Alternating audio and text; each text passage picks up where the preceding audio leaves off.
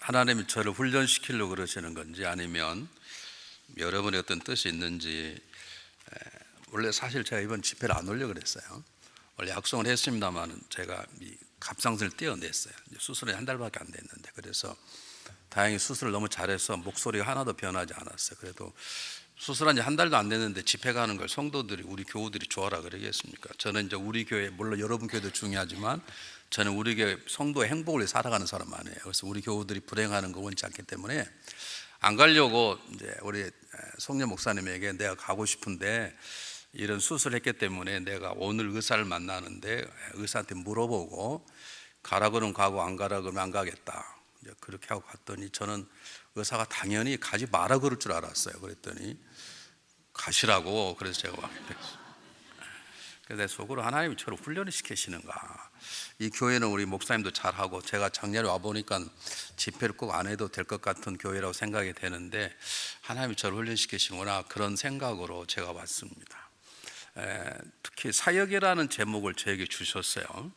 다른 교회는 집회 오면 그냥 목사님 알아서 하십시오 그랬는데 송 목사님은 주제를 주시는데, 일반적으로 기도에 대해서 집회를 하면 되게 기도는 안 해도 사람들이 많이 옵니다. 그래도 하여간 들으려고, 안 하더라도 하여간 기도가 중요해요. 그런데 사역이라 그러면 잘 안 옵니다.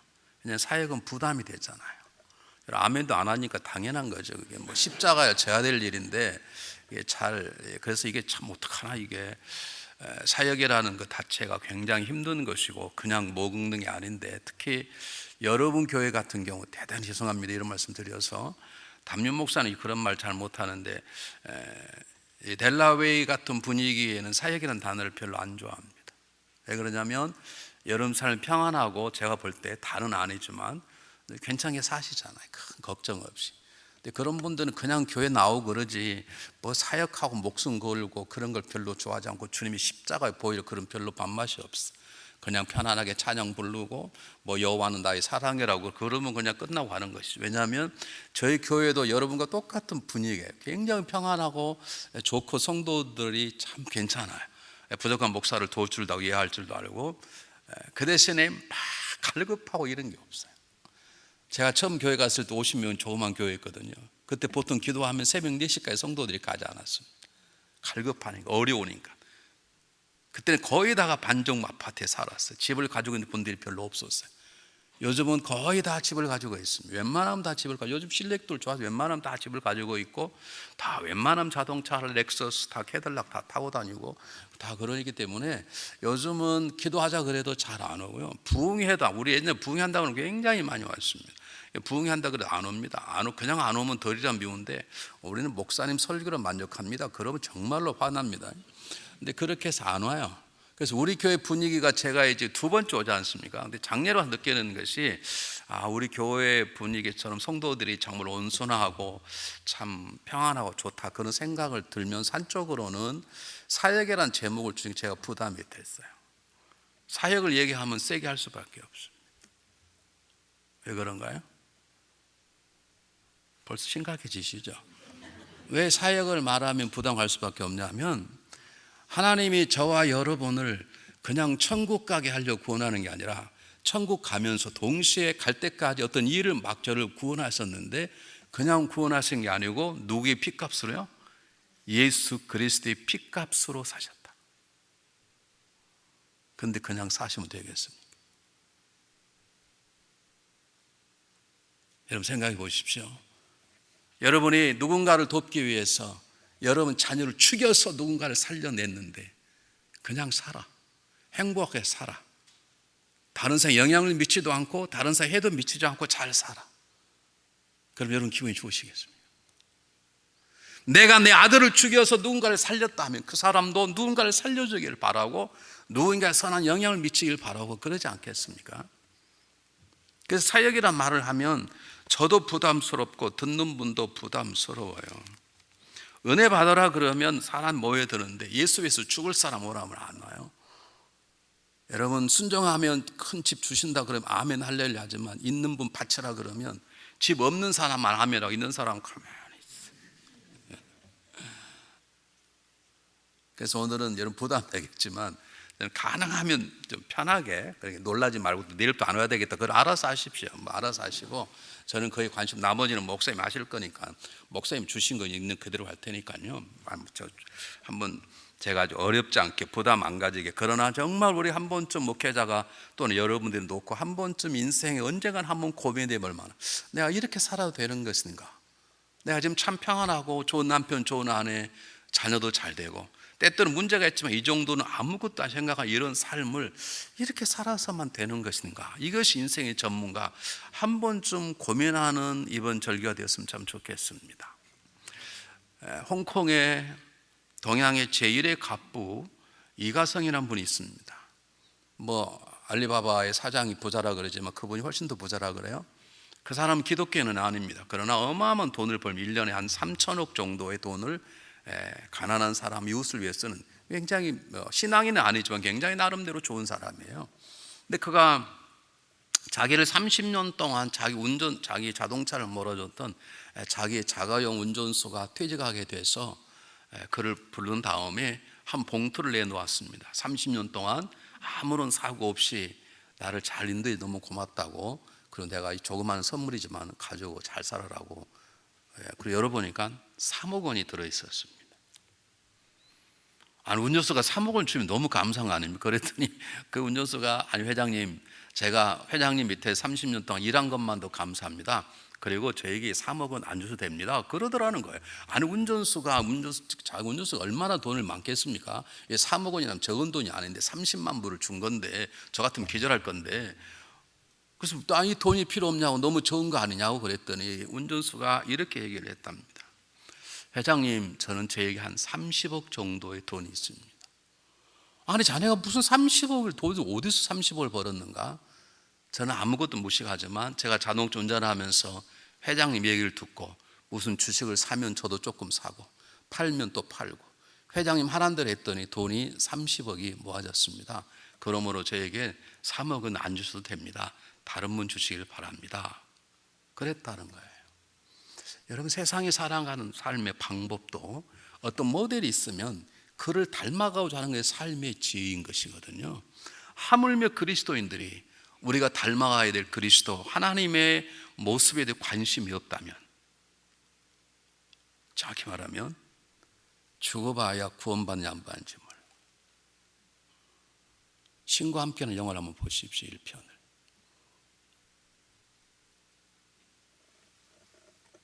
여러분 한번 생각해 보세요. 다시 말씀드릴게요. 첫날이 잘못 내일 안 와야 되겠다, 알아서 하십시오. 그것은 우리가 정말로 세상 사람도 지혜 있는 사람이라면 잘 살고 행복하게 살아가는 사람들의 모습을 닮아가려고 노력하고, 이름 없는 무명의 운전수도 돈을 벌기 위해서 세상에 가장 동양 가장 부자라는 그 회장의 말을 기울여서 그 사람 하는 대로 했다면, 우리의 삶이 여러분 세상에 있는 부자가 꿈이 아니지 않습니까? 우리는 찬양할 때 뭐라고 찬양합니까? 예수님이 최고라고 찬양하고 하나님이 최고라고 찬양하고 그분이 만왕 왕이라고 찬양하지 않습니까? 오늘 굉장히 에스더 찬양을 잘하시대. 화음이 굉장히 좋으시네. 저희 교회도 에스더가 있는데 여러분이 훨씬 더 잘합니다. 은혜 아니면 살 수 없다며요. 그 진실 여러분 고백입니까? 그러면 은혜 주신 그분을 닮아가야 될 거 아닙니까? 은혜 아니면 살 수 없다며. 앤섬이 답을 한번 해보십시오. 여러분 고백. 은혜 아니면 살 수 없다. 내 모든 삶의 어려움, 모든 것 가운데 그분의 은혜로 살아간다고 말한 그 신정한 내 고백이라면, 우리는 은혜의 주인이신 예수 그리스도, 그분을 보내신 하나님을 닮아가고 그분의 마음대로 살고 그분의 방법대로 살고, 그분이 그를 그냥 손으로 구원하는 게 아니라 그 아들을 십자가로 죽이시고 우리를 핏값으로 사신 그분의 마음을 헤아리고 살아가는 것이 구원받는 자의 노력이 아니라 당연한 것이야. 물이 높은 곳 낮은 곳 떨어지는 게 당연한 것처럼 그 은혜를 알면, 그 은혜가 내 삶에 정말로 중요하다고 고백하면 진정이라면, 그것이 그저 와서 프로그램에 부르는 게 아니라 남이 좀 노래 잘하니까 부르는 게 아니라 그것이 내 신앙의 고백이라면, 그 은혜로 십자가 달리신 그분을 보내신 하나님의 마음을 헤아리고 그분을 닮아가고 그분 되심을 세상에 드러내고 싶고 나도 누구인가의 하나님의 선한 영향력으로 살고 싶은 것이 어려운 게 아니라 당연한 것이에요.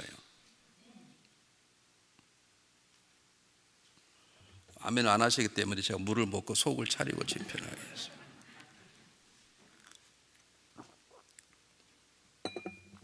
저 교우도 아멘을 잘 안 해요. 근데 괜찮아요. 오늘 저녁쯤 집에 가서 아멘 안 한 분들은 막 하나님 역사가 저녁내 잠도 안 자고 아멘 한 역사가 일어나요. 하나님 그렇게 하실지도 몰라요. 그러니까 좋게 말할 때 아멘 하시는 게 좋아요.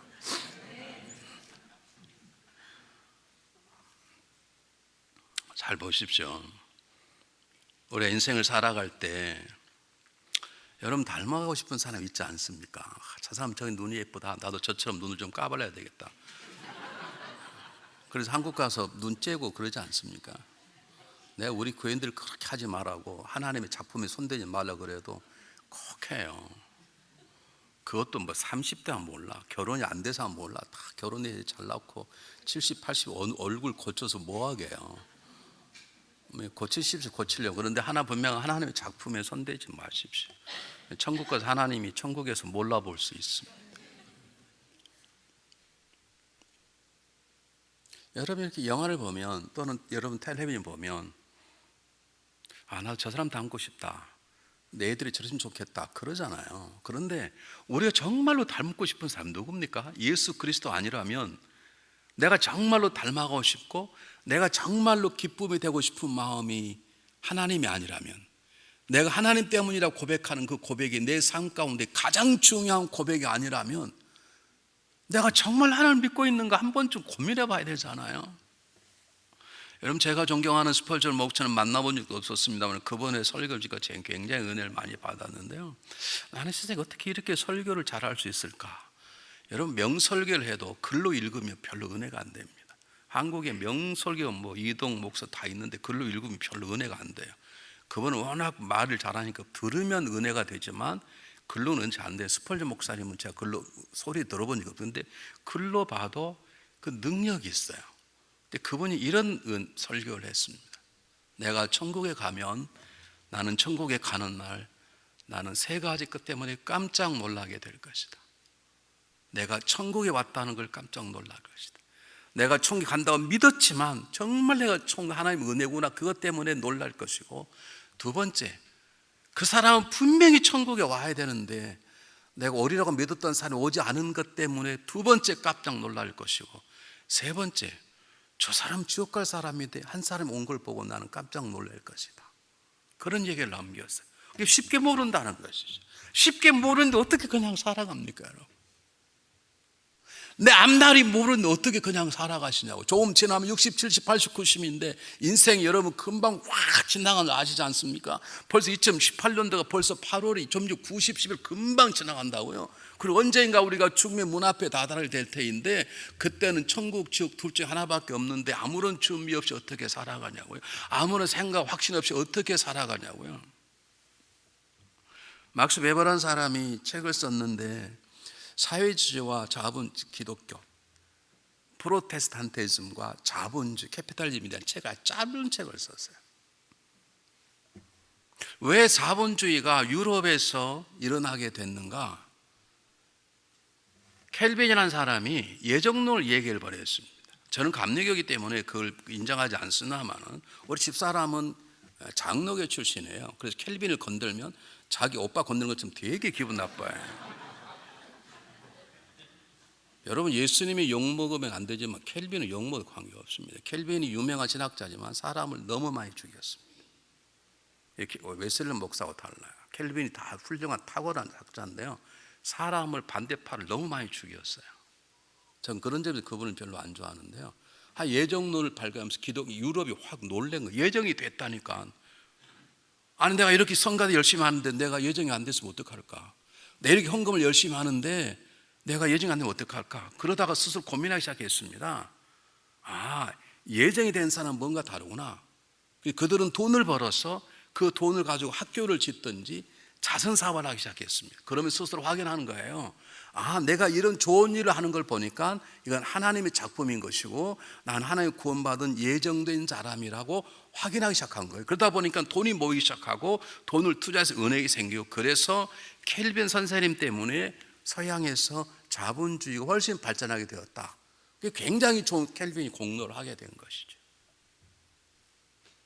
사랑하는 여러분, 적어도 하나님이 쓰시는 방법이 크든 적든, 한 교회의 장로이든 권사인 집사의 목회자와 관계없이 하나님이 정말 구원받는 사람은 하나님을 주목하게 되어 있고, 그분에게 영광 돌리는 게 내 삶의 가장 중요한 목적이고, 그리고 그들을 닮아가고 싶은 마음이 있고, 그것이 안 될 때 영적으로 고민하고 괴롭고 힘들어하는 것들이 우리 삶 속에 나타나야 되는 것이에요.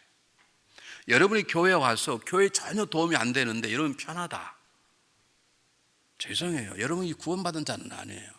왜냐하면 구원받은 자는, 교회는 조직체가 아니고 오가니즘이라는 생명체인데 주님의 몸이에요. 주님 몸을 이룬 지체가 교회와 함께 존재할 때 교회의 기쁨이 되면 나의 기쁨이고 교회의 아픔이 나의 아픔이 하는 것들이 느껴져야 되는 것이지, 전혀 교회와 관계가 없다, 그럼 한 번쯤 심각하게 생각해 볼 필요가 있는 것이죠.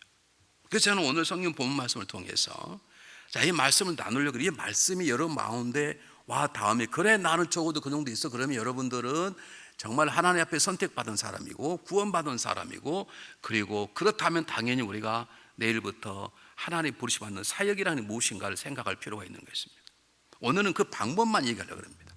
자, 성경을 보시겠습니다. 12장, 장 12장 1절에 여호와께서 아브라함에게 이르시되 너는 너의 고향 친척 아비 집을 떠나 내가 네게 보여줄 땅으로 가라 그랬습니다. 하나님께서 아브라함을 택하셨습니다. 여러분 보십시오. 성경 자세히 보면 어느 본문을 보아도, 창세기 66권을 다 뒤져보아도 하나님께서 이러한 이유 때문에 아브라함을 부르셨고 택하셨다고 말하지 않습니다. 이 말은 무슨 말이냐면, 말은 아브라함이지만 하나님 아브라함은 대표 단수고 모든 사람을 다 부르셨다는 거예요. 예수 그리스도로 구원받은 사람은 그냥 구원받은 게 아니라 하나님이 부르셨기 때문에 구원받았다는 거예요. 그런 점에서 켈빈의 예정론이 올 수 있습니다. 다시 말씀드립니다. 성경 어느 본문을 봐도 아브라함이 이렇기 때문에 하나님 택하였다라고 말하지 않습니다. 더 정확히 말하면 아브라함은 좋은 가문이 아닙니다. 우상을 팔아먹고 살던 우상장사예요. 우상 숭배를 하나님이 제일 싫어해요. 근데 제일 싫어하는 집의 아들을 하나님 부르셨어요. 이 말은 무슨 말이냐면, 하나님께서 부름받은 모든 사람들은 하나님께서 어떤 택함이 있기 때문에 부르셨다는 거고, 하나님은 누구든지 부르시기를 원하신다는 것이에요. 적어도 이 교회 나와 동로하신 분들은 여러분 인정하든 인정하지 않든 하나님께서 여러분을 부르신 계획과 뜻이 있다는 걸 믿으시기를 바랍니다. 그냥 하나님께서 그냥 아브라함을 부르신 게 아니라 부르시고 아브라함에게 명령하셨어요.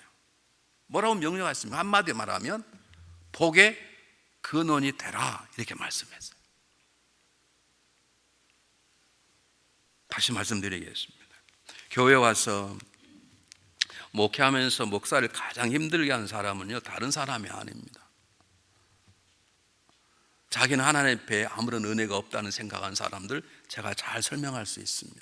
하나님 당신을 사랑한다고 설명할 수 있습니다. 그런데 하나님의 자기 부르심에 전혀 관계없는 사람, 은혜 받았다는 거예요. 오늘 예배가 좋았다는 거, 그리고 거기에 대한 감격과 감동이 전혀 응답 없이, 하나님이 그렇게 은혜 주신 이유가 무엇인지 묻지 않고 그냥 은혜 받았다는, 기분이 좋았다는 거예요. 내 문제가 풀렸다는, 기도했습니다, 응답을 받았다는 거예요. 자, 그 다음에 물어보시면 응답 받았으니까 어떠냐고 물어보면 그거 필요 묻지 말라는 거예요.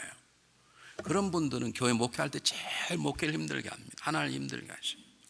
여러분이 기도 응답을 받으셨다면, 여러분이 주일날 예배를 통해서 또는 이 교회 주원 여러 가지 크고장을 통해서 어떤 은혜가 됐다면, 그건 하나님의 부르심의 사인이에요. 내가 너 은혜를 주었다, 내가 너를 불렀다는 뜻이에요. 하나님 왜 불러요? 자, 보세요. 제가 얘기할게요. 제가 우리 집사람한테 여보 부르면 우리 집사람이 뭐라 그러게요? 왜 불러 그럴까? 여러분 지나가다가 목사님이 김일수사님 그럼 목사님 왜 부르셨어요? 그러지, 왜 쳐다봐 그럽니까? 근데 대부분은 주님께서 부르세요. 그런데 주님께 왜 부르셨냐고 안 물어봐요. 더 놀라운 건 제가 한교 오래 있다 보니까 한교 지금 28년째 있거든요. 하나님 부르심의 소리가 들릴까 봐 걱정이에요. 비겁한 성도들 많이 있습니다. 이번에 왜 부흥이 안 나왔나요? 그랬더니 기도보니 이번 부흥이 꼭 은혜를 받을 것 같아서 안 나왔대. 지금 이대로가 좋은 거야. 자녀 잘 되고 자녀 하버드 갔고 딸내미 좋은데 의사 사위 얻었고 그리고 남편도 잘 잡았고 괜찮고 집도 이번에 차도 바꾸고 뭐 근데 뭐 굳이 가서 뭘 할 게 뭐 그러니까 뭐 교회에서 목사님 전화 왔다면 안 받아. 뭘 시킬까 봐. 연말 되면 특히 전화를 안 받아. 뭐 부장하라 그럴까.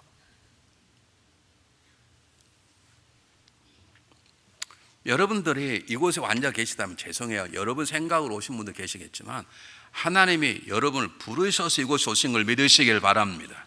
우린 그분 허락 없이는 한 발짝도 걸을 수 없습니다. 우린 그분 허락 없이면 여러분 숨도 쉴 수도 없습니다. 사실 여러분 믿든 믿지 않든. 그렇다면 우리가 하나님께 물어봐. 하나님 왜 저를 부르셨나요? 오늘 여호와께서 아브라함을 부르셨어요. 왜 부르셨는가? 답은 하나예요. 내가 너에게 복을 주어 큰 민족을 이루게 하는 것이 아니라 이렇게 해서 너로 통해서 모든 사람들이 내 복을 받도록 할 것이다. 다시 말하면 저와 여러분의 삶의 가장 중요한 부르심의 목적은 뭐냐면 저와 여러분이 어떤 삶을 살든 부유한 삶을 살든 가난한 삶을 살든 세상적으로 지위가 높든 크든 이 교회 장로다 떨어졌던 관계없이 하나님 부르심의 삶은 나를 통해서 하나님의 은혜와 복이 다른 사람에게 흘러가게 하는 것이에요. 다른 말 바꾸면 하나님의 놀라운 우리 부르심의 계획은 나를 통해서 하나님 되심을 세상에 드러내는 거예요. 저게 하나님의 마음이구나. 저게 하나님의 방법이구나. 저게 하나님의 지혜구나. 저게 하나님의 능력이구나 라고 하는 것을 사람에게 보여주는 거예요. 부유한 자는 부유한 자답게, 가난하면 가난한 속에서도 진실하고, 부유한 사람은 욕하지 않고 겸손하게 살아갈 수 있고, 부유한 사람은 사치하지 않고 방탕하지 않고 부유함을 나눌 줄 알고.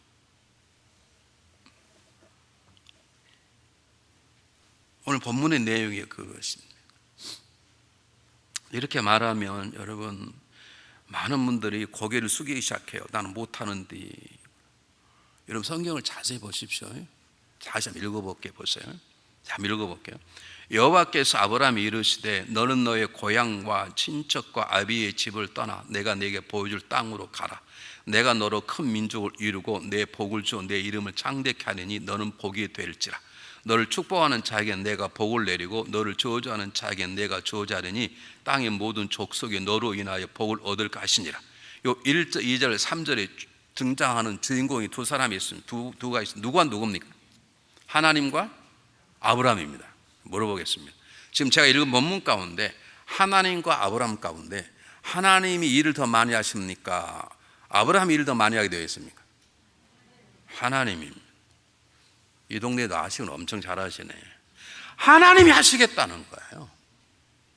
하나님의 복을 주고 하나님 너 민족 크게 이루고 내가 너로 인해서 다른 민족도 복받도록 내가 일하겠다는 거예요. 그것이 우리 몸밖에 일이 어디가 있습니까?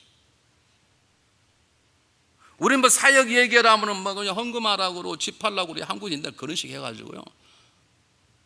그게 부담이 되는, 하나님이 하시겠다는 거예요. 내가 너에게 복을 주고 내가 너를 민족을 빛나게 하고 내가 너 이름을 창대케 해서 모든 사람이 너를 볼 때마다 저는 하나님의 사람이야, 저 사람의 신은 하나님이야, 그분은 유일한 하나님이야, 저는 하나님의 복을 받은 자라고 내가 할 것이니라. 그러니 넌 내 손에 쓰임받기를 원하느냐 그 말이에요.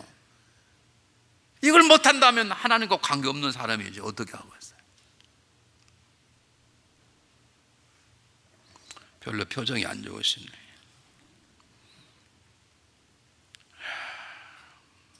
제가 목회하면서 고민이에요. 목회하면서 교회 처음 나오신 분들은 그러면 아멘을 잘해. 하나님 저를 쓰십시오. 이제 좀 은혜 받고 교회 가끔 들어와서 조직의 쓴맛을 보고 조금씩 김 집사의 김빠지를 당하고 박 집사에게 바가지 긁히고 이 집사 이간질 당하고 이제 그러기 시작하면 서서히 그냥 은혜만 받지 하나님을 위해서 뭘 하려고 하나님 그냥 적당히 두십시오. 무슨 속자면 속자입니다. 이대로 좋습니다. 권사 권사 안 하랍니다. 우리 그렇게 살지 하나님 저 쓰시겠습니까? 쓰십시오. 이런 분은 별로 없네.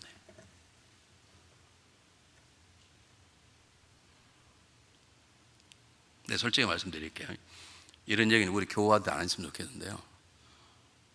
지적 수준을 말하면 여러분이 훨씬 우리 교회보다 높습니다.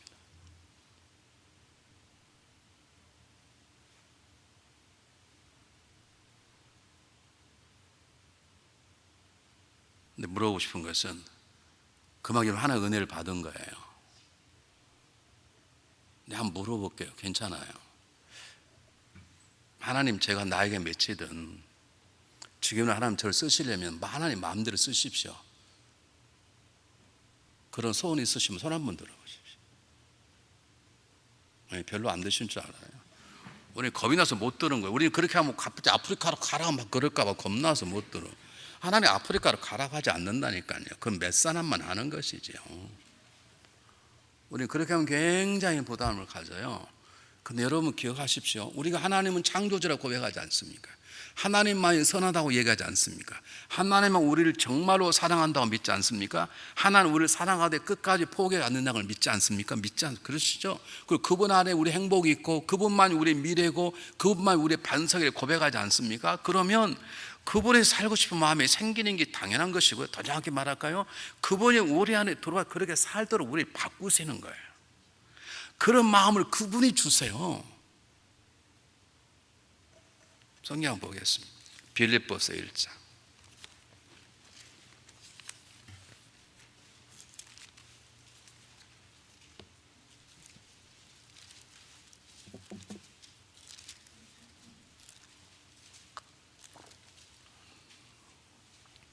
빌립보서 1장 6절만.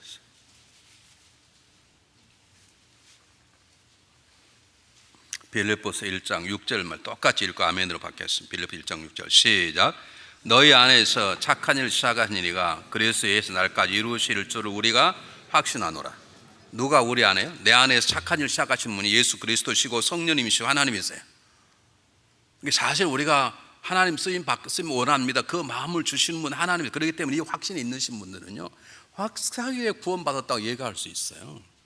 아니 그분이 선하시다며 그분이 내 모든 피할 걸 아시고 그분이 내 앞길을 여시는 것이고 그분이 변치 않으시고 끝까지 나를 지켜주시고 인도하신 분이시라는 점, 그리고 내가 가진 모든 문제보다 그분이 더 크시고 그분 모든 걸 다 해결할 수 있는 그분을 믿는다면 그분이 내 안에 들어와 계시고 그분이 내 안에서 그분의 마음을 주시게 돼 있다니까요. 자, 오늘 성경 한번 보시기 바랍니다. 다시 한번 넘어가겠습니다. 전 하나님께서 이 아브라함을 부르시다는 사실을 놓고 오랫동안 묵상하면서 제가 목회에 힘을 얻었습니다. 목회하면서 목사가 가장 느끼는 위기가 뭐냐면 나는 이 교회를 감당할 만한 능력이 없구나 생각될 때, 성도들은 막 자라나는데 내가 감당할 수 없다는 생각이 가끔 들 때가 있어요. 두 번째, 성도가 전혀 변하지 않을 때, 저는 나름대로 기도하고 그분을 만남을 통해서 어떤 좀 예전보다 자랐는데 성도가 전혀 변하지 않을 때 하나님이 옮기라는 사인이구나 그런 생각이 들 때가 있어요. 자, 28년 있는데요 크게 3번 정도 있었어요. 한 번은 한국으로 갈까 그런 마음이 하나 있어요. 한 번은 가까운 어느 교회에서 오라고 한 적이 있었고, 근데 그럴 때 제 마음속에 가야 되겠다까지 마음이 들었는데 하나님이 저를 붙잡으셔서 사실 안 간 게 지금 안 가게 되었습니다만은, 그 이유가 뭐냐면 하나님은 한 번 붙잡으시면 안 놓으세요. 하나님 한 번 사랑하시면 그분은 우리에게 영향받지 않으세요. 우리는 사람의 영향받죠. 우리에게 남편의 영향을 받죠. 안 그렇습니까? 우리 에스더 자매님, 남편이 나를 어떻게 보든 말든 남편을 잘 섬깁니까? 남편이 나를 잘못하면 죽여버리고 싶지. 그렇죠? 우리는 사람 영향 받잖아요. 하나님은 우리 영향 받지 않아요. 예수님이 단 한 번도 그 처럼 제자들에게 내가 너 때문에 속상해 죽겠다는 말을 한 번도 안 했어요. 요한복음 13장, 예수 그들을 사랑하시되 끝까지, 그들이 사랑받을 만한 가치가 있는 사람들입니까? 예수님께서 내가 심히 고민하여 죽게 되었으니 나와 1시간 동안 기도하자, 그것도 못하고 쓰러 샘이 콜고 자빠져 잔 사람들인데, 아니 부활한 주님을 보고도 도망친 사람들인데 예수님 우리 영향을 받지 않아요. 보세요. 아담과 이브가 넘어졌어요. 넘어질 수가 있습니까?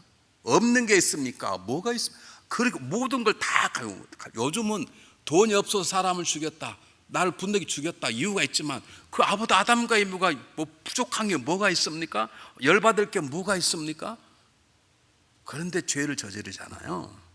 하나님이 용서해 주었습니다. 용서해 주신 표시로 하나님께서 예수님이 오심을 미리 얘기하고 동물의 가죽을 벗겨서 아담에게 옷을 입히시죠. 그런데 가인이 동생 아벨을 또 죽여버렸네.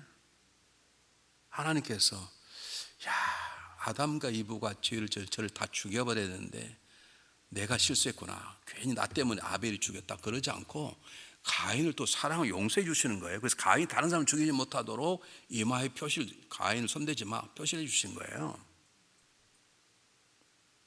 그런데 또 문제가 또 일으켜내. 노아의 홍수로 싹 쓸어버렸어요. 여러분, 홍수에 나가서 노아가 그 기적을 보고 나면 노아가 정말로 바르게 살 거 아닙니까? 근데 홍수에는 좀 바르게 살았는데 홍수가 끝나고 자기가 인류의 새로운 조상이 되다 보니까 까불고 술 먹고 자빠져 잔 거예요. 그 사건 때문에 애들 인생이 바꿔져 버리잖아요. 하나님은 그걸 가만히 놔두십니다. 바벨탑을 쌓습니다. 지금 몇 번 인간이 넘어가는 거예요. 근데 하나님은 그 인간을 포기치 않으시고 오늘 성경 본문에 아브라함을 통해서 그 인생들을 다시 하나님의 축복의 동산으로 부르시겠다는 거예요. 여러분이 하나님 여러분 붙잡은 이상 여러분 하나님 품 떠나지 못합니다. 대단히 죄송합니다. 여러분 이미 집사고 장로가 되어버리셨으면 여러분은 그분이 주시는 사역에 순종하게 낫지, 그렇지 않으면 조직의 쓴맛을 볼 수 있어요. 하나님 포기하지 않으세요. 하나님 포기하지 않으세요. 하나님 포기했다면 아브라함 부르지 않아. 인간은 벌써 끝났어요. 한두 번이 아니지 않습니까? 에덴의 동산에서 밖에 나와서 들에서 노아의 홍수로 바벨탑 사건으로 그렇게 하나님 앞에 거역한 백성이 나면 이미 끝내버렸어요. 근데 하나님은 그 백성을 용서하고 품겠다는 거예요. 그리고 그들을 품기 위해서 아브라함을 부르시겠다는 거예요. 여러분 알지 않습니까? 아브라함은 어떤 사람입니까? 자기가 살겠다고 자기 아내를 팔았던 사람이에요. 한 번도 아니고 두 번씩. 이런 나쁜 놈이 어디가 있습니까? 뉴욕의 여성 신학자 한국 분이십니다. 뉴욕 신학대학에 아주 똑똑한 신학 교수가 여성 한국 분이세요.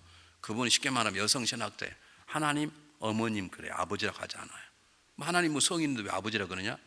하나님 어머니일 수 있지, 보통 분이 아닙니다. 근데 그 여성 신학자가 주장하는 여성의 제 원수 적인 누군 줄 아십니까? 아브라함입니다. 아브라함. 인신매매 1호가 아브라함이에요.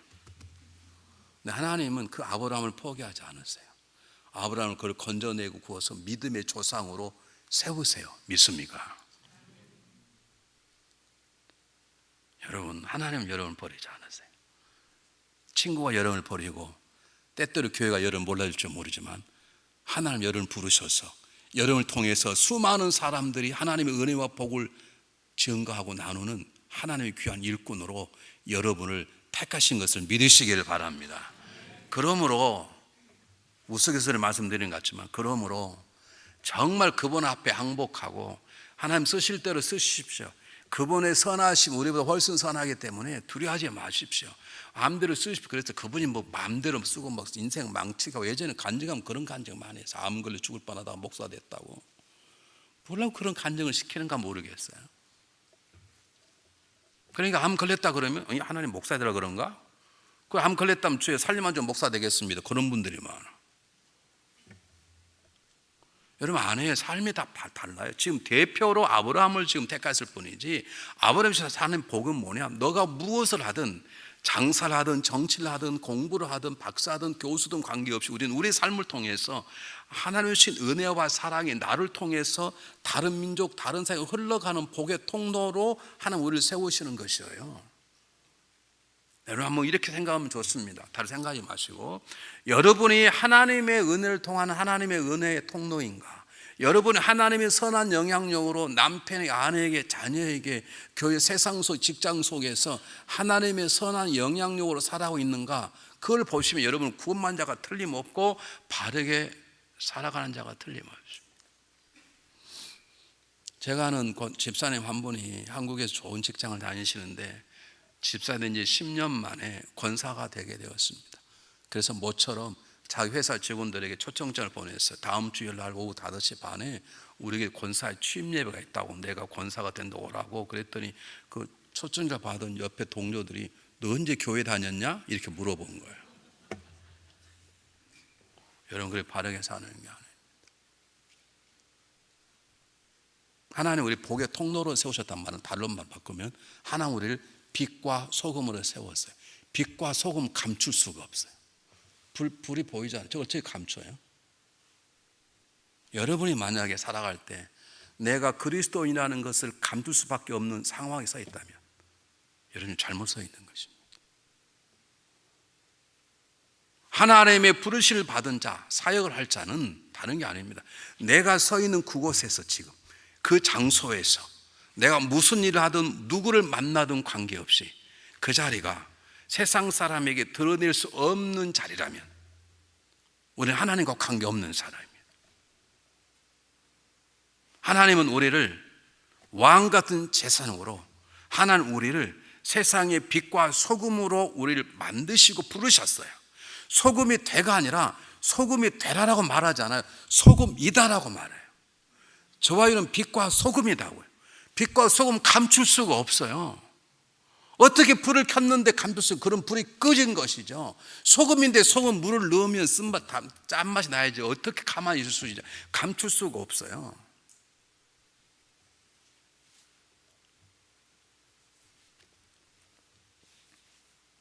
다시 말씀드리겠습니다. 여러분 교회 이제 두 번째인데, 제가 이제 두 번 전이니까 지금 잘 모르지만 지난번 기억이 나거든요. 2년 전이니까 뭐 금방 생각나잖아요. 분위기가 굉장히 좋았습니다. 그래서 제 마음속에 우리 송 목사님이 목회를 참 잘하시는구나 생각이 하나 들었고, 또 하나님이 이 교회를 굉장히 사랑하시는구나 들었고, 또 하나는 이 지역 자체가, 이 동네 자체가 하나님이 굉장히 사랑하시는, 굉장히 좋은, 땅마다 다르거든요. 굉장히 좋은 곳이다, 그런 생각이 제 마음속에 들었습니다. 그래서 여러분이 묻는 것입니다. 그냥 사시겠습니까? 그대로. 여러분이 다른 지역보다 더 많은 은혜를 받고, 다른 교회보다 더 지성적이고, 다른 교회보다 더 평안한 인간의 관계가 있고 여유가 있고 그렇다면 하나님 왜 나를 이렇게 세우셨는가? 하나님 내 은혜가 다른 사람에게 흘러가야 되고, 이 교회 주신 은혜가 다른 교회에 흘러가야 되고, 우리 민족이 주신 은혜가 다른 곳까지 흘러가야 되는 것이 하나님이 우리 주신 가장 중요한 사역이고 우리를 부르신 이유라는 거예요. 다시 말씀할게요. 하나님 여러분 부르셨어요. 그럼 뭐라고 해야 된다고요? 왜 불렀어요? 물어봐야 될 거 아니에요. 안 물어봐요, 우리 교우들은. 근데 여러분도 안 물어보실 것 같다는 분위기가 있어요. 그냥 부르시면 할렐루야 그러지 왜 불렀어요? 아니 생각해보면 제가 여보 부르면 할렐루야 그래요? 그 또라이지 그게. 여보 그렇소 안 그렇소? 여보 부르면 왜 불러요? 여보 그래야 되는 거잖아요. 우리 부르셨다 그러잖아요. 아브라함아 부르셨어요. 그러니까 나와 있지 않지만 왜 부르셨나요? 물었을 거예요. 하나님 말씀하십니다. 야, 이 떠나라. 왜요? 그렇게 물었을 거예요. 성경 일일이 다 기록할 수 없지 않습니까? 야, 내가 너로 큰 민족을 이루고 내가 너 이름을 창대 복을 주겠다. 왜 저에게 복을 주시는데요? 내가 너를 통해서 복의 통로가 되게 하려는 거야. 그 말입니다. 다시 말씀드려요. 하나님이 좋은 교회를 주셨습니다. 교회 얼마나 아름답습니까? 교회가 은혜롭잖아요. 도로 앉아 있으면. 우리 송전화 목사님 얼마나 넉넉하시고 좋으세요? 목사님 아무도 아멘을 안 하시네. 목사님 너무 좋으세요. 이렇게 아멘 안 해도 같이 있다는 게 정말 이분들이 괜찮은 분이란 뜻이에요. 다른 데는 아멘 안 하면 죽이려고 그래요. 이게 목사님 마음에 안 든다는 뜻이에요. 그래도 괜찮다 가만히 있는 거 보통 분들이 아니시군요.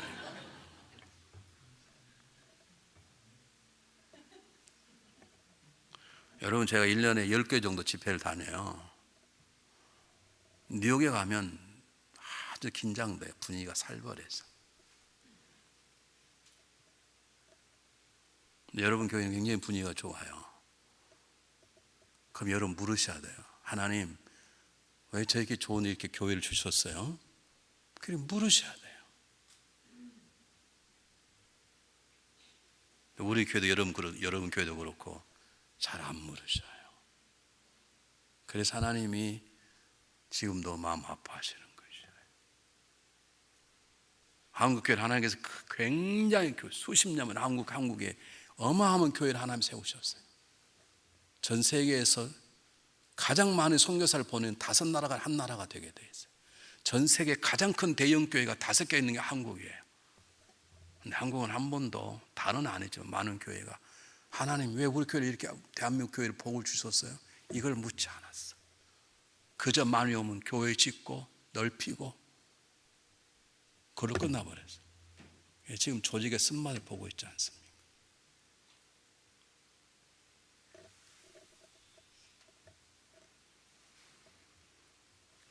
사랑하는 여러분, 하나님 여러분들을 보통으로 사랑하시는 게 아닙니다. 하나님께서요, 제가 이제 신학교 다니면서 가장 많이 도전받고 깨달은 게 뭐냐면 기독 교육을 배웠는데 환상과 현실이라는 걸 가르쳐요. 시험이 그거예요. 다 문장을 쓰고 이게 환상이냐 현실이냐 그걸 공가위를 써라. 그거 시험이에요. 근데 굉장히 중요해요. 한번 물어보겠습니다. 담임 목사가 성도가 300명이면 300명의 성도를 똑같이 사랑해야 된다. 이게 환상일까요? 현실일까요? 환상입니다. 그런 목사는 없습니다. 예수님도 그렇게 하지 않습니다. 예수님께서도 허다한 무리가 있을 때와 70명 있을 때와 12명 있을 때와 3명 있을 때 그분이 나타내는 마음이 달랐어요. 3명 앞에서만 내가 심히 죽게 되었다라고 예수의 마음을 고백했지 70명 앞에서는 눈 하나 깜빡하지 않았어요. 달라요. 이게 다르면 여러분 물어보셔야 돼요. 하나님 왜 저에게 이렇게 좋은 남편을 주셨습니까? 하나님 왜 저렇게 좋은 아내를 주셨나요? 하나님 제 자녀가 이게 무슨 뜻인가요? 제가 너무너무 감사합니다. 하나님 제가 이 교회를 다닐 때마다 이 교회가 너무 감사합니다. 이렇게 주신 이유가 무엇인가요? 물으셔야 돼요. 그때부터 사역이 시작되는 거예요. 성경에는 다 기록되지 않았어요. 성경에 다 기록되지 않은데 저는 하나님은 대화하기를 기뻐하시기 때문에 하나님께서 아브라함 부르니까 아브라함이 그랬을 거예요. 하나님 왜 부르셨어요? 아브라함아 너 이 고향을 떠나라. 내가 지시할 때 가라. 왜 떠나는데요? 내가 너로 떠나기만 해. 그럼 내가 너로 큰 복을 주고 너 이름을 장대케 하게. 왜 저를 갑자기 복을 주시려 그러는데요? 그래서 내가 너의 준 복이 다른 산에 가지고 하겠다.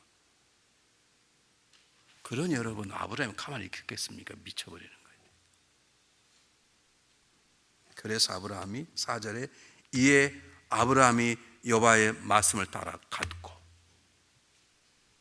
이게 보통 일이 아닙니다. 왜냐하면 이때는 그냥 가면 잘못하면 죽을 수 있습니다. GPS가 있습니까? 뭐가 있습니까? 양 몰고 가다가 우물이 없으면 양도 죽고 사람도 죽습니다. 가다가 산적과 도적을 만나면 다 죽을 수 있습니다. 그냥 자기만 죽어요. 부인은 다 자식 다 겁탈당하고 다 죽을 수 있습니다. 그때 떠난다는 것은 목숨을 거는 것입니다. 여러분 미국은 사명을 미션이라 그래요. 번역이 별로 안 좋습니다.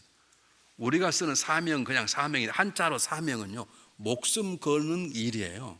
명자가 목숨 명자예요.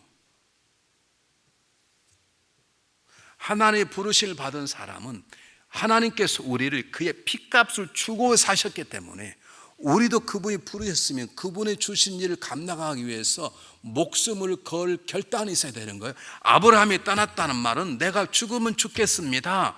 제가 이제 떠나면 잘못하면 죽는 것이에요. 요즘처럼 쉽게 달라서 이민 가고 이사하고 그런 정도가 아니라니까 이 땅 생각해 보시기 바랍니다.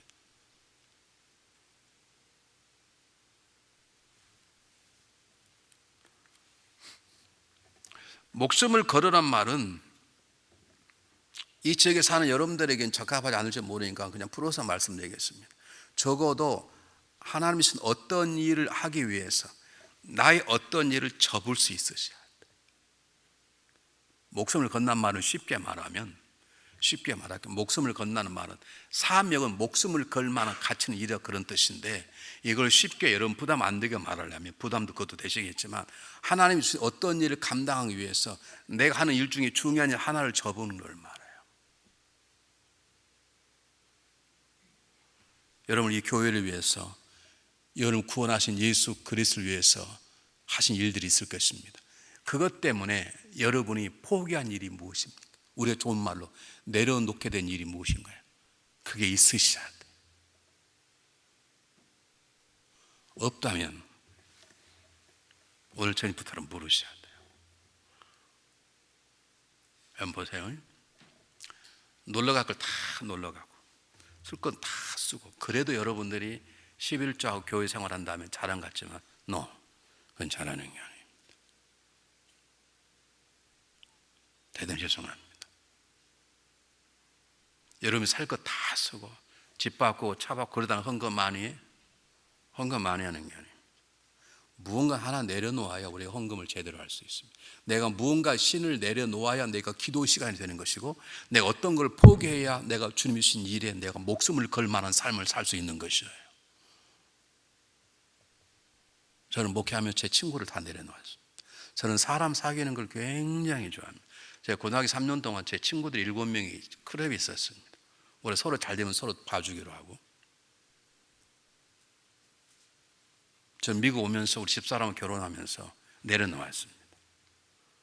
하나님 우리 집사람을 딱 짝을 주신 우리 집사람은 저밖에 몰라요.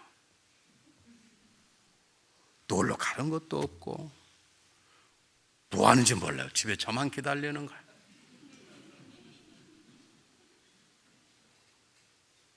제 친구를 내려놓았습니다. 하도 내려놓았더니요, 친구들이 30년 만에 달랏을 쳐들어왔어요. 그래서 아파트 하나를 제가 빌려 한 달 동안 잘 모시고, 친구야 잘 가게, 내가 정말 미안하다, 목회랑 이런 거다, 나 한국 너희들 전화 안 한다, 나 욕하면 욕하라, 내가 너희 다 전화하고 너희 만나고 나는 목회할 수 없다, 내가 내 사랑하는 주님을 섬길 수 없다. 나 여러분 물어보겠습니다. 여러분 하나님을 사랑하시죠? 여러분 성가다고 그러시죠? 그걸 위해서 여러분이 하고 싶어도 하지 못하는 것, 아니 할 수 있지만 내가 좀 더 열심히 하기 위해서 내려놓은 것이 무엇입니까?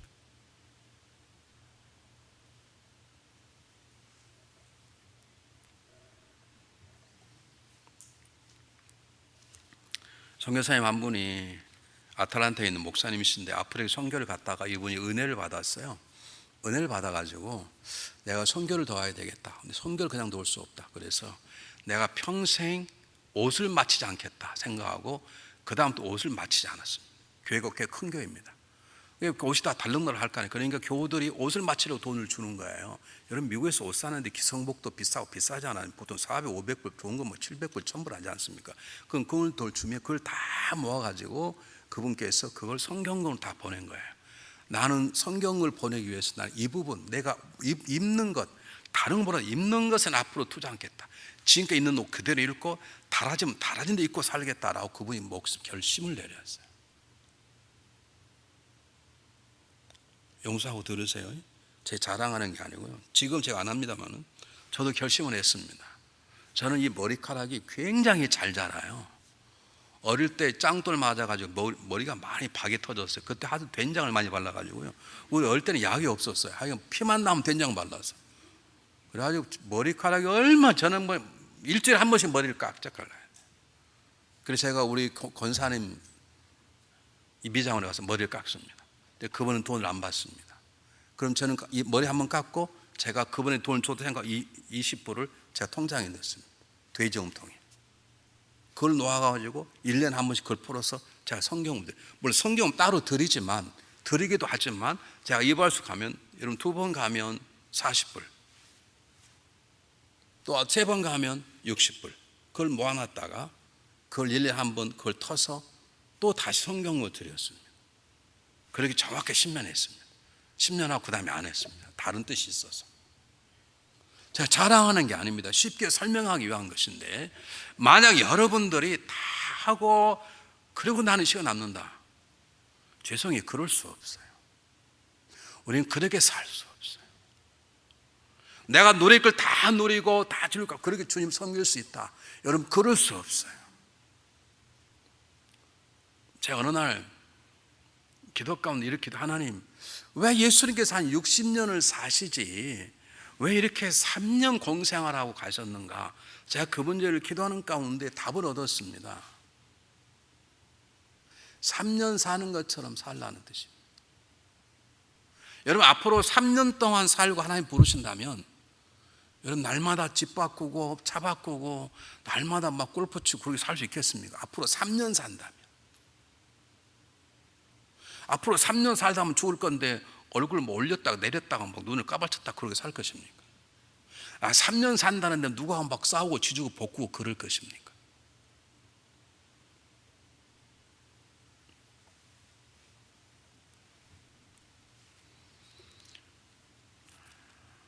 사랑하는 여러분, 다시 말씀드리겠습니다. 너무 부담 갖지 마십시오. 중요한 것은 하나님께서 하시겠다는 거예요. 어떻게 하시는가 한번 보겠습니다. 요한복음 한번 보시기 바랍니다.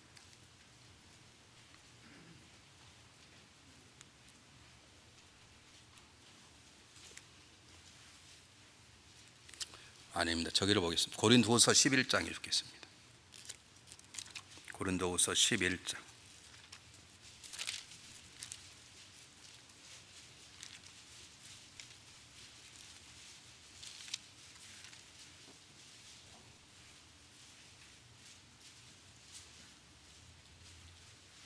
고린도후서 11장 2절 말씀. 고린도후서 11장 2절 말씀. 똑같이 한번 읽어보겠습니다. 그리고 끝에는 아멘을 받습니다. 시작. 내가 너희를 위하여 열심을 내노니 내가 너희를 정결한 처녀한 남편인 그리스도께서 드리려고 중매함이로다. 아멘. 네. 다시 이렇게 제가 읽어볼게요. 내가 하나님의 뭐요? 열심으로. 그러니까 창세기 12장 말씀, 내가 열심으로 너희를 복의 통로로 세우겠다, 내가 널 열심으로 복의 복을 주겠다, 내가 너를 열심으로 내가 널 일, 하나님 여러분을 위하시겠다는 거예요. 그럴 때 사역이란 말은 내가 그분에서 뭘 하겠다는 것이 아니라 내가 그분이 나를 쓸 수 있도록 내 삶을 드리는 거예요. 드리려면 내 24시간 가운데 시간도 드리고 내 몸도 드리고 마음도 드리고 물질도 어떤 결단이 있어야 되는 거예요. 하나님마다 다 다르지만 하나님 우리 주신 사역이 다르기 때문에 어떤 사람은 시간, 어떤 사람은 몸을, 어떤 사람은 재능을, 어떤 사람은 재물을 어떻게 하든 어쨌든 그건 각자가 받을 것인데, 중요한 건 하나님의 열심으로 나를 쓰시겠다면 하나님 저를 열심으로 쓰십시오라고 그분에게 내 삶을 허락하는 것이 사역의 감당자, 사명자고, 그것이 목숨을 걸고 주님께 살아가는 자의 기본적인 거예요. 내가 그래서 무슨 하겠다는 게 아니라 그분이 하시겠다니까 내 마음을 열어드리고, 하나님 마음이 내 마음이 되도록 내 마음을 내려놓고 그분 앞에 내 마음을 비워드리고, 그리고 그 마음대로 하시면 내 삶을, 내 시간을, 내 재능을 허락하는 것이 사명 감당자의 첫 번째인 거예요.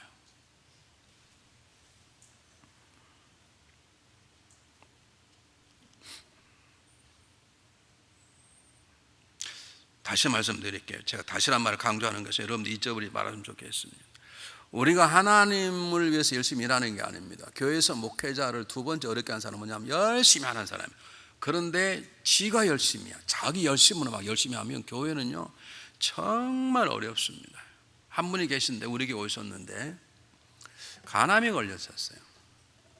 근데 그 저를 찾아와서 면담을, 목사님 인터페론을 맞으라고 그런답니다. 그럼 맞으면 뭐 하는데, 그걸 맞으면 강경화인데 인터페론을 맞으면 치료가 될 수 있답니다. 그럼 맞으시라고 그랬더니 잘못하면 오히려 더 죽을 수도 있답니다. 그러니까 목사님이 결정하십시오 그러는 거예요. 제가 어떻게 결정해요? 지가 결정해야 되지.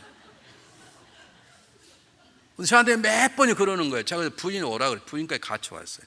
당신 앞에 이러는데 내가 만약 결정해가지고 당신 앞에 죽으면 나한테 수하겠냐 안 하겠냐 제가 대놓고 물어봤더니 서류 쓰라면 쓰겠다는 거예요. 목사님이 결정하면 따르겠다는 거예요. 제가 기도하는 가운데 맞아라 그랬습니다. 맞았는데 이분이 나았네. 그러니까 얼마나 열심히 하느냐. 목회하다 보면 비화가 있는데요. 영국에서 한 4억 달러 정도 되는 돈이 메리랜치에 탁 들어왔다가 며칠만 나가는 게 있어요. 나는 그거 잘 몰라. 은행에 있는 분이 계시죠. 그는 환차율이 그것만의 돈을 어마어마하게 버는 거예요. 환차율 며칠 있다가 들어오는. 혹시 은행에 계신 분 계세요? 이 교회는 은행은 한 분도 안 계세요? 다행이네요. 한 3억 달러니까 얼마나 돈이 많습니까? 3억 달러 정도가 메리랜치로 확 들어왔다가 며칠 나가는데, 그게 메리랜치 났다 환차이로 돈이 수백만 불이 들어오는 거예요. 그것을 이분이 어떻게 땄어요. 그리고 저한테 이렇게 얘기를 했어요. 목사님 교회에 계좌를 하나 따로 열으십시오. 왜요? 제가 거기다가 들어온 돈 그대로 11조를 보내겠습니다. 자동으로. 그러니까 제 11조를 받을 수 있는 돈을 따로 해도, 내가 얼마만큼 받을 것 같아 그랬더니 한 300만 불 정도 받을 것 같다 그래, 교회로. 이게 꿈이에요, 생신이에요. 그래서 제가 그럼 내일 아침에 하겠다고 밤 12시 전화 왔다고 왔어요. 목사님, 지금 컴퓨터에 지금 돈이 들어오는 거 보입니다. 막 심장이 뛰는 거예요. 갑자기 11조 300만 불 들어온다니까 이게 꿈이에요, 생신이에요, 이게. 새벽 1시에 또 전화가 왔습니다. 목사님 죄송합니다, 끊겼습니다. 왜 끊겼냐고 그랬더니 FBI가 이걸 딱 잡았다는 거예요. 이게 FBI가 블랙머니라고 잡았다는 거예요. 그게 멈춰서 그분은 영국으로부터 돈 한 225만 불짜리 수를 당했어요. 어쨌든 그래 교회를 열심히 하신 분이 11조 하나 열어놓으래. 그럼 자기 11조 다 보내겠다는 거. 이렇게 열심히 하는. 그래서 너무 열심히 했어요. 제가요. 너무 열심히 하니까 다른 사람 좀 시샘하잖아요. 우리 교회 온 지 몇 년 안 됐는데 너무 열심히 하니까 제가 그대로 한 자도 놓지 않고, 집사님 한 발자국만 천천히 합시다, 제가 그랬어요. 그랬더니 그분이 하루 종일 묵상하고, 내가 목사를 위해서 목숨을 걸려고 했는데, 그래서 그 조사를 마저 죽어도 좋다고 했는데 나한테 한 발짝 천지 가자니 저 목사가 아니고 사단이다. 자동차에다 칼을 다니고 왔어. 저를 죽이려고. 하여간 그 오래 있으면 별일을 다 당해.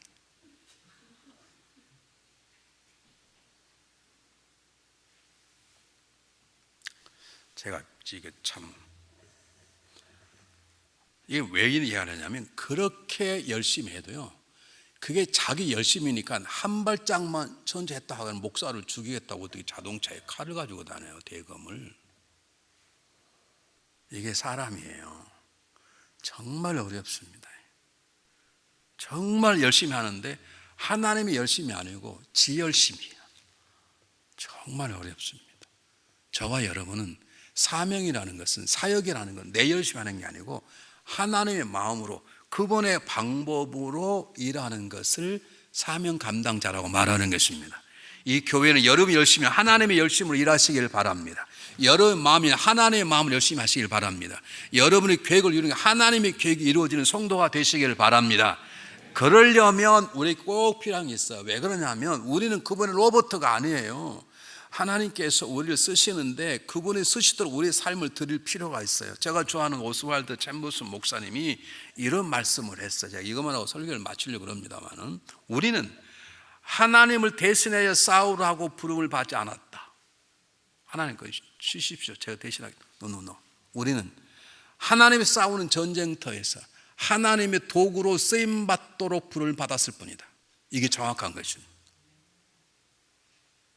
우리는 하나님의 도구가 되라는 거지, 너 내 대신 이제 싸워라, 그게 아니에요. 그러니까 도구가 되려면 도구가 되기에 합당한 삶만 살아주면 돼.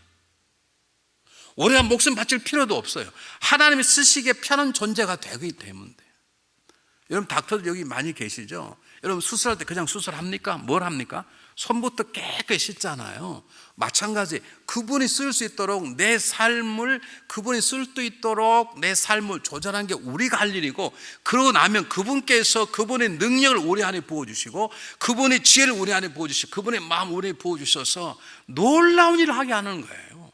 그렇기 때문에 다윗이 골리앗을 넘어뜨리는 거예요. 다윗이 넘어뜨리는 게 하나님이 넘어뜨리신 거예요. 믿습니까 여러분? 홍해를 누가 가르쳤습니까? 하나님이 가르쳤어요. 기도는 누가 한 것입니까? 모세가 했지만 사실 하나님이 가르친 것이죠. 그러면 우리가 그분의 도구로, 복의 통로로, 그분의 영향력으로 쓰임받기 위해 해야 될 일이 무엇인가? 딱 세 가지예요. 그래야 그분께서 우리를 통해서 놀라움을 행하시는 거예요. 이게 안 되면 하나님은 기다리셔요. 여러분 보겠습니다. 1절입니다. 1절. 이걸 똑같이 한번 읽고 아멘 한번 받겠습니다. 12장 1절. 시작.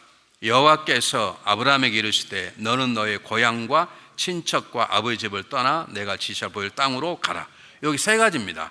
고향을 떠나야 되고, 친척을 떠나야 되고, 아버지 집을 떠나는 게 있습니다. 고향을 떠난다는 말은 우리의 고향이 어딘가요? 우리의 고향이 사단입니다. 우리의 아비가 사단이었다. 우린 죄의 동굴 속에 살던 사람, 우린 사단의 노예로 살던 사람들이에요. 그냥 고향을 떠나란 말은 예전에 지었던 죄에서 돌아서라 이 말입니다. 죄를 고백하는 말, 죄를 떠나라 이 말입니다. 여러분이 지금도 반복적인 죄를 짓고 있다면 하나님은 그 죄에서 돌아설 때까지 기다리실 뿐이지 여러분의 삶을 새로운 도구로 못 쓰세요. 하나님 문 밖에서 두드리세요. 문을 열고 안 들어오세요. 두드리면 그 문을 열고 들어오면 내가 들어가 너는 나로 더불어 먹으리라. 우리가 그분에 의해서 쓰임 받으려면 문을 열어야 돼요. 여는 것 중 하나가 뭐냐? 죄악의 자리에 떠나야 돼요. 죄를 고백하는 것은 죄자 떠나는 첫 번째 자리지 죄의 고백이 회개가 아니에요. 회개는 회하고 고백하고 개혁, 삶을 바꾸는 거예요. 우리는 고백만 해요. 울고 불고 죄를 지었다 그리고 또 져요. 그냥 하나님께서 그것을 떠날 때까지 기다리시는 것이에요. 제 목회하는 경험이에요. 여러분 죄의 자리 떠나십시오. 세상에 내 발걸음이 하나를 향하도록 방향을 바꾸는 것이 회개예요. 메타노니에 180도 방향을 바꾸는 거예요. 예전에 내 중심, 내 나라, 내 집, 나의 기쁨, 그게 다 사단의 방법이거든요. 그것이 이제는 하나님의 영광, 그분의 기쁨을 위해서 삶의 방향을 바꾸는 것이 고향을 떠나는 것이에요. 친척을 떠난다는 말은 무슨 말인가? 저희 식구가 6남매인데요. 우리 아버님이 제일 큰 형제에서 제사 지내나면 한국의 전 식구들이 다, 우리 친척들이 다 모여요. 우리 아버님 제일 형님이시니까. 그러면 그때 오는 그 우리 아버지 친척들의 자녀들이 저희 이제 친구잖아요. 쉽게 말하면 사촌, 형, 누이, 동생이잖아요. 그렇게 편할 수가 없어요. 근데 동생하고는 싸워도 사촌, 동생은 절대 안 싸워. 동생하고는 밤을 새워본 적이 없는데 사촌, 동생하고는 밤을 새며 얘기를 해요. 이게 친척이에요. 다시 말하면 내가 정말로 즐거워하는 것들, 그걸 버릴 줄 알으셔야 돼요. 더 정확히 말하면 예배 드리는 것보다 더 기쁨을 주는 것들, 하나님 앞에 무릎 꿇는 것보다 더 기쁨을 주는 것들, 내 하나님 앞에 드리는 예물보다 뭘 살 때 더 기쁨을 주는 것들, 그것들은 여러분 내려놓으셔야 돼요. 예배 드릴 만큼 감격적인 일이 우리에게는 없으셔야 돼요. 아멘. 아멘 분에 오늘 지금 또 놀라운 역사 일어나길 바랍니다. 막 꿈속에 주님 만나가지고 할렐루야 찬양하고 저녁내 막 금식하고 이런 역사가 있어 날지어다. 여러분 이상하잖아요. 주일날 와서 여기 주일날 식사하시나요? 항상 교회에서? 우리 교회는 하도 사람이 많으니까요. 밥, 국, 김치 이렇게 먹어요. 그래도 얼마나 맛있게 먹는지 몰라. 아마 집에서 부인이 밥, 김치, 국, 죽 먹으라 그러면 화나서 뭐 쌍 그럴 거예요. 그런데 아무 말도 얼마나 잘 먹는 거예요. 이상해. 교회 밥을 먹으면 그렇게 맛있어. 왜냐하면 교회가 좋아서 그래요. 예배 드림이 좋아서 그러는 거예요. 여러분이 와 예배 드리고 이렇게 특별히 찬양하고 성가대하고 하는 모든 것들, 내 주일날 교회에서 그것들이 다른 것보다 기쁨이 되는 것이 친척집을 떠나는 것이에요. 예배가 빨리 끝나야 집에 가서 션샤인을 볼 텐데, 이거 미스터 션샤인 볼 텐데 아직 멀었어. 아직 멀었어. 미스터 션샤인 안 보면 어때?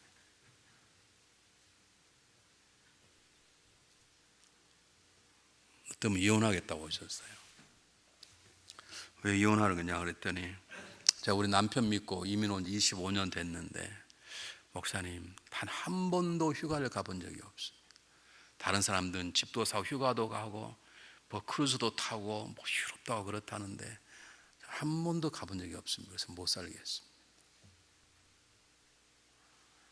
내가 그랬어요. 예수님도 휴가 간 적 없는데 뭘 그런 소리를 하냐고. 속으로 그랬어.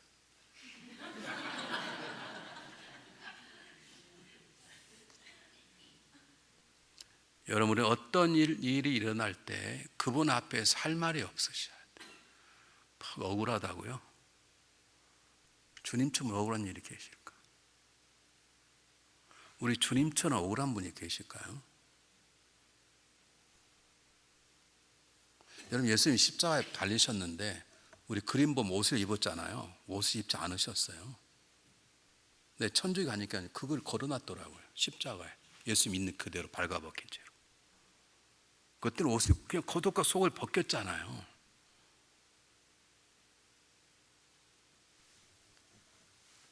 그분 앞에 우리가 무슨 억울한 일 있고 뭐가 억울하고 뭐 휴가란 말인데 휴가 가면 좋죠. 안 가면 어떻습니까? 안 가면 어떠냐? 안 가면 살맛이 안 나요? 가지 말란 말이 아닙니다. 휴가 가는 게 죄란 말은 아닙니다. 여러분이 정말로 내 삶의 기쁨이 주님의 교회를 향하는 발걸음이고 작은 소규모 형제 간에 식사하고 은혜를 나누는 자리고 그런 누구에게 복음을 증가하는 것이고 힘들지만 주일학교에서 학생들과 싸우는 것이고 그들의 복음을 가르치는 것이고 예배 시간에 함께 찬양하는 말씀을 듣는 것이 내 삶의 기쁨이고 다른 것도 있으면 좋지만 없어도 I am okay. 그럴 수 있으셔야 된다는 거예요.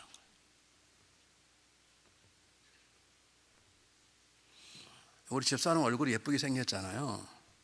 그런데 애교에 애자가 없는 사람입니다.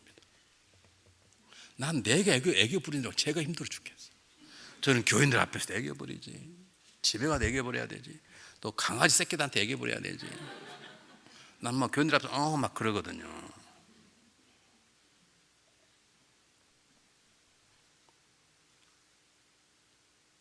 그래도 저는 괜찮아요. 살아있는 것만도 감사해요. 죽어봐. 또 장가 갈 수도 없고 안 갈 수도 없고 사모 없이 먹기를 어떻게 해요? 사모 없이 신방을 못 가는데 어떻게 하겠어요? 저는 살아있는 것만도 감사해요. 밥도 되게 못해요. 요즘은 좀 늘었어요.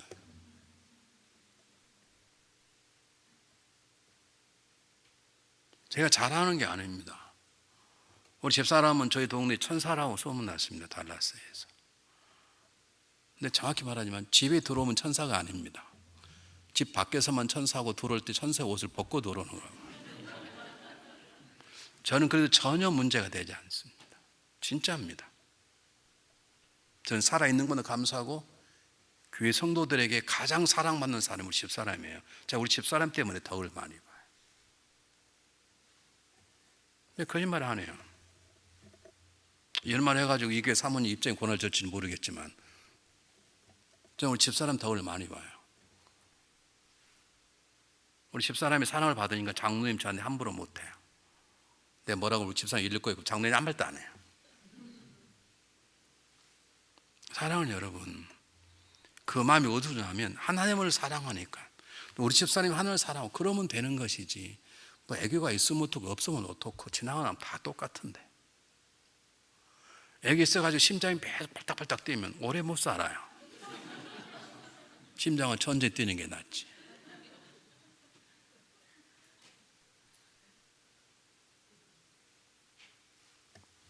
농담이 아닙니다.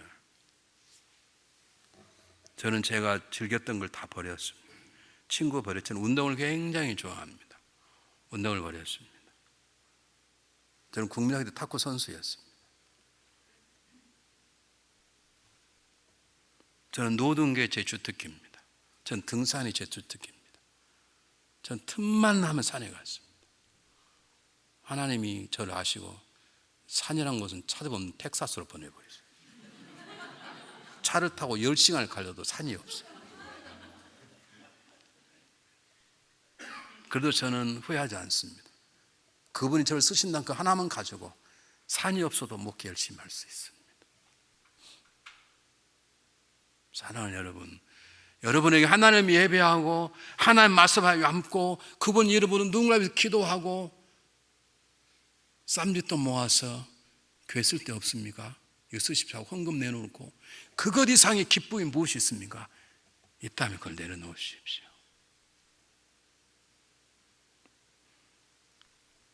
여러분, 하나님을 찬양하고 섬기는 재미보다 여러분 남편과 사귐이 너무 재밌으면요, 때로 하나님 남편을 먼저 데려가십니다.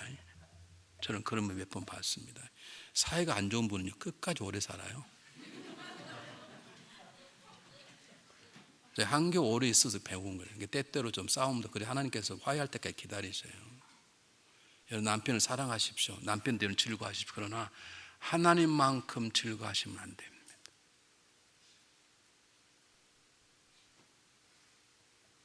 세 번째입니다. 아버지 집을 떠나는 것입니다. 아버지 집을 떠난다는 건 무슨 말인가? 아버지는 그 당시에 모든 걸 책임지는 사람입니다. 다시 말해 가장 의지하고 믿었던 사람이 아버지입니다. 이제는 하나님이 뭐라고 말씀하냐면, 넌 나를 믿어라 이 말입니다. 예전엔 너희 아버지 우상 때문에 살았지, 이제는 나를 믿을 수 있냐? 이 말입니다. 그래서 하나님 떠나기 전에 데라를 죽여버려요. 하나님 대단하십니다. 하나님 데라의 생명을 취해가 버리신다고. 왜요? 아브라함이 이제는 하나님을 의지하도록, 그리고 아예 그냥 광야로 보내버려요. 왜 하나님께서 이스라엘 민족을 출애굽시킨 다음에 광야에 살게 만드는가? 광야는요, 하나님밖에 바라볼 수 없는 곳이에요. 하나님을 의지하도록 만드신 다음에 그 다음에 그에게 하나님 말씀을 주시고 성막을 주시는 것이죠. 여러분, 나는 하나님을 잘 믿고 그 다음 남편 믿고 아내, 하나님만 믿는 것이에요. 남편은, 아내는 사랑하고 용서하고 도와주고 배려하고 기다리고 하는 것뿐이지. 여러분, 목사님 믿으세요? 안, 목사님 믿지 마십시오. 목사님 우리가 도와드리고 힘들고 기도해드리고 목회 잘할 수 있도록 도우고 지키고 보호하는 것이지, 우리가 믿는 건 누구만 믿는 거예요? 하나님만 믿으십시오. 제일 답답한 그겁니다. 교회 다닐 때 그런 분 계세요. 내가 목사님 믿었는데 그럴 수 있냐고. 내가 언제 나 믿어라 그랬냐고. 제가 그래도요, 내가 목사님 믿었는데 목사님 제가 실망했다. 언제 나보고 내가 실망하지 말한 적 있냐고. 제가 여러 번 말해도, 여러분, 우리는 목사님만 믿는 게 아니라 하나님만 믿는 거예요. 그래도 없어요. 그래도가 신앙에는. 우리는 하나님만 믿는 거예요. 목사님은 사랑하고 도와주고 이해해주고 기다리고 지켜주는 것이에요. 믿습니까? 남편을 의지하는 게 아니에요. 내가 그렇게 당해봐서 안다는 거예요. 우리 아버님 6남매를 낳으셨어요. 일제시대 여러분 경성대학을 졸업한 사람이 이래봬도 우리 아버님이, 우리 아버님 살아계셨으면 문화 장관 했다고 소문나신 분이에요. 우리 아버님 하시면 제가 아직도 잊어버리잖아요. 내가 처음으로 우리 친구 따라 교회 갔다, 아빠 우리 하나님 믿어야 되는데, 제가 그랬더니, 야 임마, 나를 믿어. 내 주먹을 믿어. 우리 아버지 그러시더라고요. 나를 믿어. 어떻게 믿는데? 아빠, 내가 너 6남매 다 결혼장가 보내고 너 엄마하고 세계 일주까지 오고 너희들 다 구경할 거야. 그러더니 세상에 국민학교 4학년 때 조용히 가시더라고. 누굴 믿어요? 우리 아버지가 착하신 분이세요. 부정을 모르신 분이세요. 정말 좋으신 분이세요. 남을 도우면 어떨 도울 때는 월급을 다 줘봐, 동생한테, 다른 사람들한테. 그렇게 좋으신 분이세요. 그래도 우리 책임지지 못하시더라고요. 사랑하는 여러분, 우리 믿을 분은 누구밖에 안 계세요? 하나님 한 분밖에 안 계세요. 성경 한번 보실까요? 시편 115편.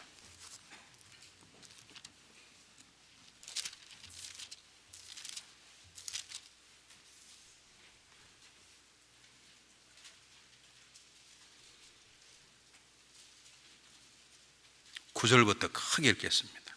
시편 115편 9절부터. 시편 115편 9절부터 시작. 이스라엘아, 여호와를 의지하라. 그는 너의 도움이시오 너의 방패시로다. 아론의 집이여, 여호와를 의지하라. 그는 너의 도움이시오 너의 방패시로다. 여호와를 경외하는 자 너희는 여호와를 의지하여라. 그는 너희의 도움이 너희의 방패시느니라. 여호와께서 우리를 생각하사 복을 주시되 이스라엘 복을 주시고 아론의 집도 복을 주시며 높은 사람이나 낮은 사람을 막론하고 여호와를 경외하는 자에게 복을 주시는도다. 거기까지 읽겠습니다. 지금 뭐가 반복 나옵니까? 여호와를 의지하라, 여호와를 의지하라, 여호와를 의지. 우리 끝까지 사랑하시는 분은 우리 부모도 아니고 내 아내도 하나님 한 분밖에 안 계세요. 날 온전히 지키실 분은 하나님 한 분밖에 안 계세요. 내일 일을 아시는 분은 하나님 한 분밖에 안 계세요. 모든 환난과 모든 우리 건져주실 분은 하나님 한 분밖에. 그분을 믿고 의지하는 것, 그 믿음을 가지니까 아브라함이 고향을 떠나는 거예요. 어떻게 떠나요? 그 당시에 못 떠나요. 그 지역이 어떤 지역인데요. 저는 예전에 선교수를 가자 그러면 안 갔어요. 왜 안 갔냐? 성경에 선교 순례하는 개념이 없어요. 선교 순례를 하라는 개념이 없다고요. 우리는 순례자예요. 우리는 천국에 가려는 순례자지, 천국을 바라보는 것이지 그분이 태어난 거 돌아보고 울고 붓고 그게 하는 게 아니고 그래서 안 갔다고 제가. 그런데 오래 가게 되었습니다. 제가 진작 올 걸 그런 생각. 저는 광야라는 것이 그냥 평평한 사막인 줄 알았어요. 아니에요. 정말 무섭고 험하고 한 곳 숨어버리면 나올 수 없을 만큼 터프한 곳이에요. 그것을 어떻게 가요? 하나님만 믿기 때문에 가는 것이죠. 그들에게 총이 있었습니까? 칼이 있었습니까? 무기가 있었습니까? 뭐가 있었습니까? 그냥 두 발밖에 없는데. 근데 어떻게 떠나요? 하나님을 믿고 의지하기 때문에. 하나님 우리에게 세 가지를 요구하세요. 주의 자리에서 돌아서라. 두 번째, 세상에 나보다 더 즐겨하는 것들을 내려놓아라. 세 번째, 나만을 믿어라. 여러분 하나님 말 믿습니까? 기도하겠습니다.